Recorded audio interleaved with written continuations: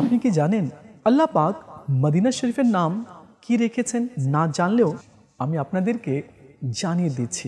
এটুকু তো নিশ্চয়ই জানেন যে আশিকানে রসুলদের জন্য সবচেয়ে প্রিয় স্থান মদিনা মুনওয়ারা। মদিনা শরীফের অসংখ্য মাহাত্ম্য ও ফজিলত রয়েছে। চলুন আজ জেনে নেওয়া যাক জান্নাতে ৮টি দরজার সাথে সম্পর্কিত মদিনা শরীফের ৮টি বিশেষ বৈশিষ্ট্য সম্পর্কে, যা সত্যি অনেকটাই ইউনিক।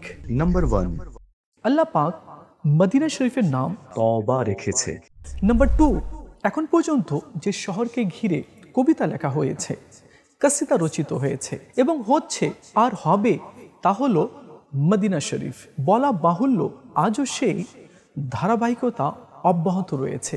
নাম্বার 3, প্রিয়নবী সাল্লাল্লাহু আলাইহি ওয়াসাল্লাম ইরশাদ করেন, মদিনার ধূলিকণায় শিফা রয়েছে। নাম্বার 4, মদিনাতুল মুনওয়ারায় রওদাতুল জান্নাহ ও জান্নাতের বাগান রয়েছে, যাকে সাধারণত মানুষ রিয়াজুল জান্নাহ বলেই জানেন। নাম্বার 5, যে ব্যক্তি ওযু করে এসে মসজিদে নববীতে নামাজ আদায় করে, আল্লাহ তাআলা তাকে একটি হজ্জের সওয়াব দান করেন। নাম্বার 6, মদিনা শরীফে অবস্থিত মসজিদে নববীতে আদায় করা 1 রাকাত নামাজের সওয়াব 50,000 রাকাত নামাজের সওয়াবের সমান। নাম্বার 7, দাজ্জাল তার সমস্ত শক্তি প্রয়োগ করার পরেও কখনো মদিনা শরীফে প্রবেশ করতে পারবে না।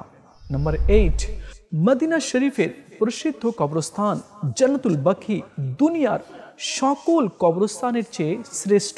এখানে ইসলামের অসংখ্য মহান ব্যক্তিদের পাশাপাশি অগণিত মুসলমান শায়িত রয়েছে।